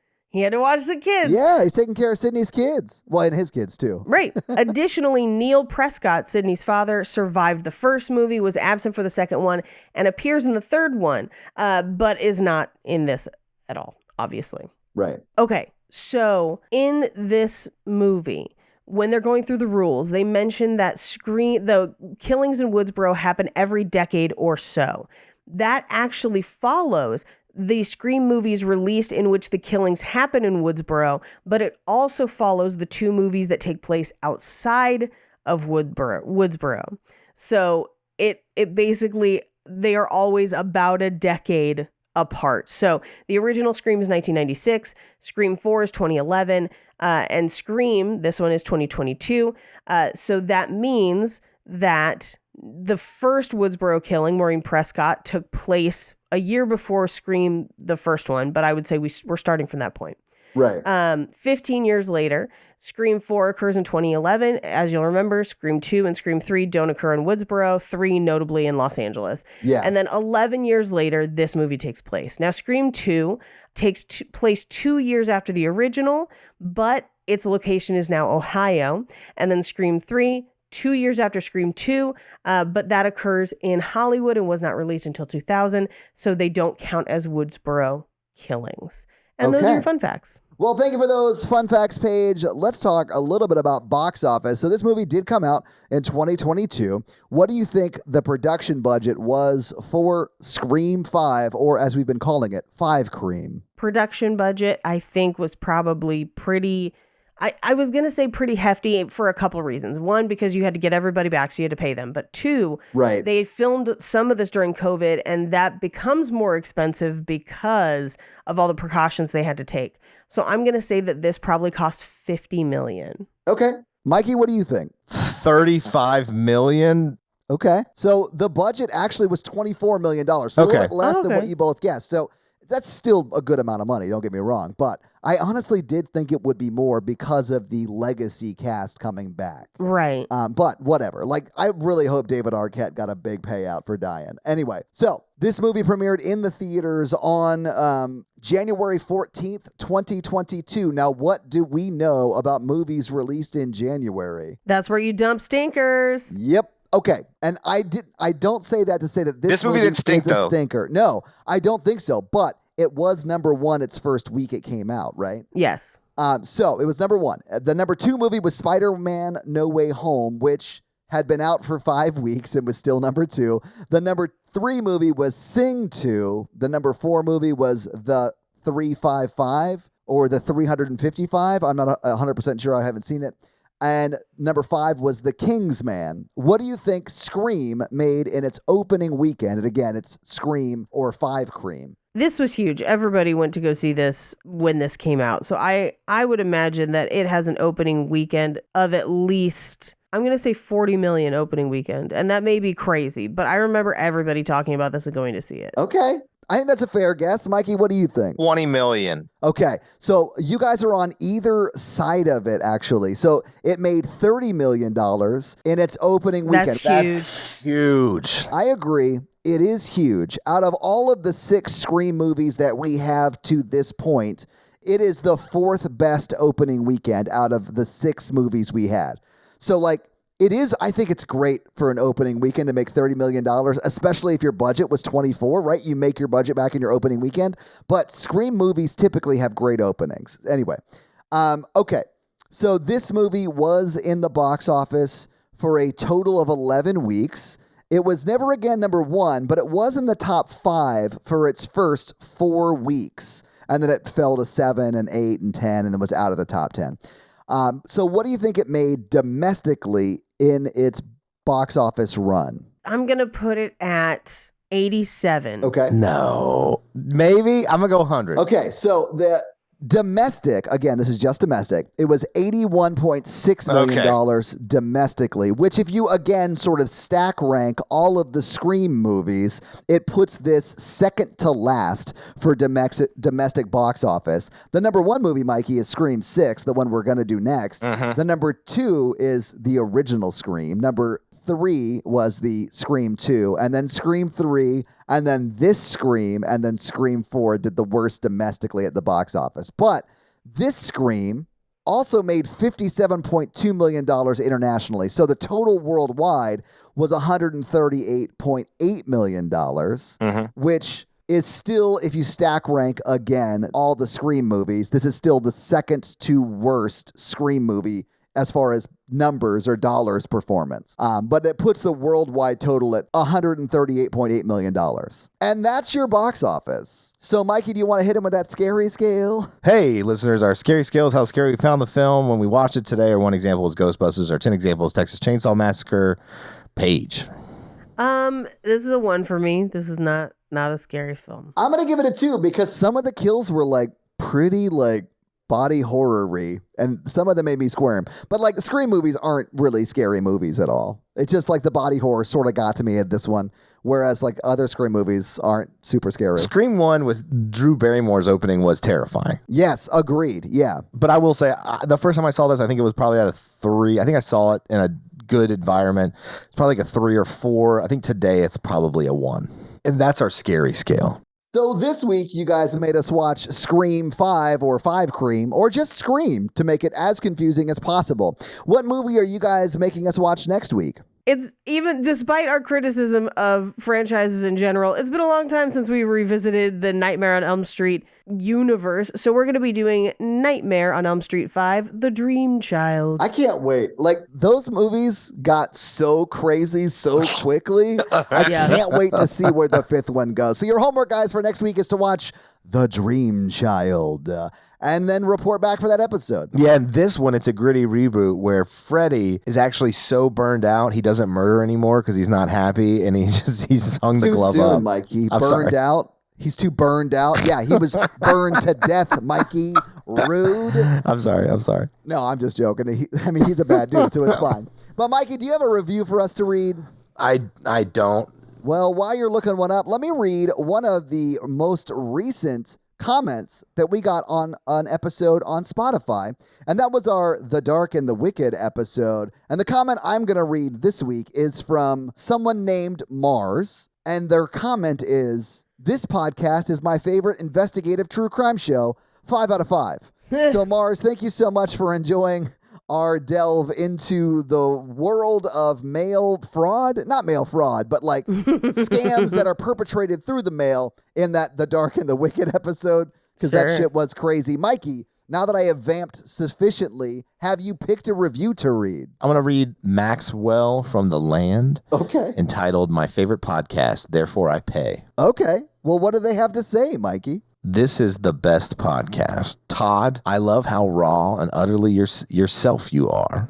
Oh, well, that's very kind. Thank you. As someone that has lost people close to me in the past, you have Oh. made me cry in a good way many times. Well, Because of sorry. his voice, I guess, because of the ear cancer. It's good that there are some listeners out there that don't like Mikey aggressively roll their eyes whenever I talk about shit that's happened in my past. I don't give it away when it's paid for. You know what I'm saying? You got to pay me for that kind of treatment. That saying is out there somewhere in the real mix of words. Go find it.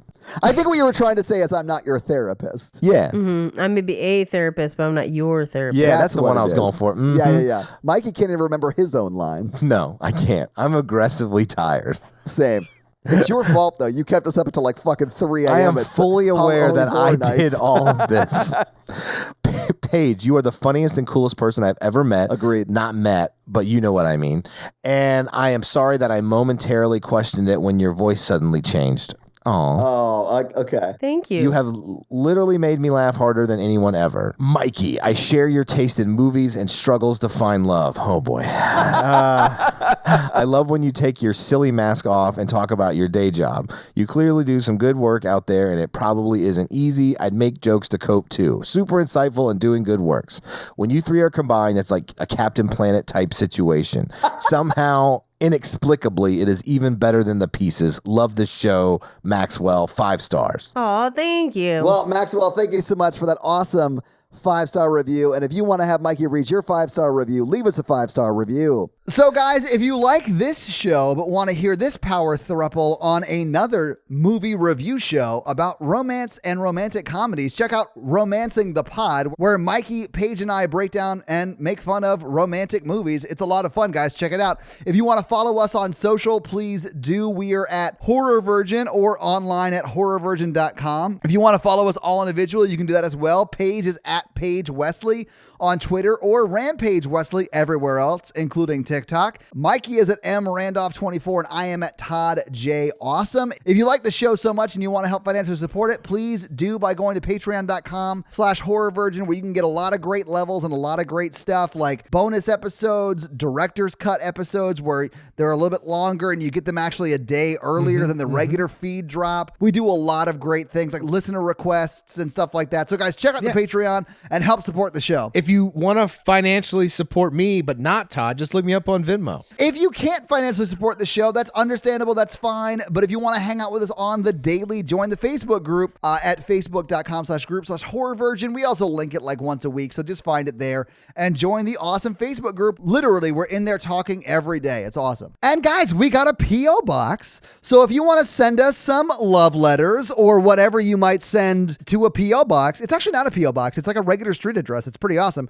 It's 6688 Nolensville Road, number 108-34, Brentwood, Tennessee 37027. So send us some stuff. Yeah. And if you want to check out our Twitch stream, we're at twitch.tv/ToddAwesome, where we will be playing horror video games. So if you have always wondered what it would be like to watch me get scared, you can now do that on Twitch while I play these horror games. It's twitch.tv/ToddAwesome, guys. Check it out. It's a lot of fun for you. Not a lot of fun for me.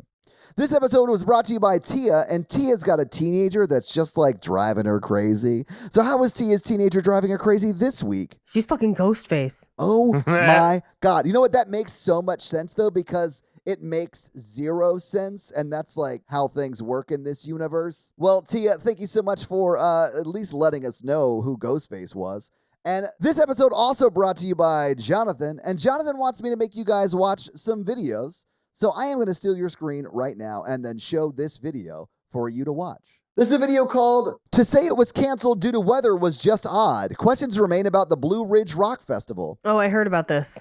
I wonder if this is where he was. Remember when he was at a music festival? Oh, that could be. I saw a bunch of stuff like this on TikTok. So this just in, I read the whole message. It says, "Well, this is what happened at the music festival we went to, trying to continue to get the word about this so people can be held accountable." And it does look like the organizers really fucked up this music festival. Oh, he got a Fire Fest situation. Yeah. It was basically Fire Fest. And one of the accounts I follow on TikTok, I guess, had been at a festival with the same organizers a few years back, and it was just as bad, if not worse. And so they had been trying to tell people for years, and apparently these organizers have had to go from like city to city to city, because once people see them host like one festival, they never let them do it again. It seems like it's like a scam, like issue within like the promoter, like festival promotion community, like, and not all of them. There are some great festivals out there that are like intricate and complex and hard to pull off, right? But like it looks like there are just some people who like take advantage of like music fans and just Absolutely. really pull up to the shitter. So Jonathan, thank you so much for bringing that to our attention, and so sorry you had to live through that. We now return you to another episode of the Patreonicals. It's Land of the Giants. Everybody's up there at the Land of the Giants. And then they killed a bunch of giants, but then they found Vixen Avery tied up by two of the giants. And so Driscoll with his Iron Man suit kills one. Jeremy with his laser eyes kills the other. Hell yeah. James Avery pulls out Excalibur and it stabs Sunzi in the back just because he's annoying. And then, but Sunzi grows it. He can't die, so he just grows it back. Okay. But then he runs up. He runs up to Vixen Avery. She's the maiden in distress. And then he freezes and drops Excalibur. And then River Moon and her attach into one body. And so does Aaron. The good witch, the bad witch. And then there was Vixen Avery was actually not a maiden. She was a third witch. They're like the Oracle witches. And they're like, "You've fallen for our traps, bitches." And then they threw out force lightning looking stuff. And then Isaac in the black armor, he gets electrocuted. So what you're saying is somehow Palpatine returned. Well, no, this makes more sense.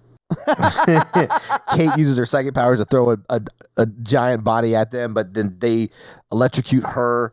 And then How many witches are there, Mikey? they're three and they're connected. Aaron, Do they only have one eyeball to share between them, Mikey? no, they have 6 full eyeballs. I mean, that's the regular amount of eyeballs amongst 3 people. They yes. do. Jeremy with his laser eyes gets knocked out. Behind them are 18 of the bluest children you've ever seen. It's Natasha and Karun's children. They run towards the children to rescue them, and they're like, "We need these children to sacrifice them for the big thing we're doing that's evil. We're not going to tell you because that would be dumb." I do think Mikey definitely has planned all this out. He just doesn't want to reveal it too soon. But he has a whole thing. Like, I've seen the whiteboard. It's beautiful. It's like Pepe Silvia over there. I do like how you said that they were going to sacrifice the children, Mikey, and then you were like, but they're also doing it for something bad. As if, like, sacrificing the children isn't in and of itself bad. Like, you had to think of another excuse. Well, you have to have a motivation. They're not just, like, doing it for no reason. No. I know, They Mikey. I know. would, maybe. I don't know. They have a motivation that's We'll going to be find out revealed. next week. Yeah. Let's not get into it. Let's not make this too meta, okay? Madeline the Jester does some cartwheels and then throws Jay's pack, which opens up and out flies a jet ski being driven by Bo Easy.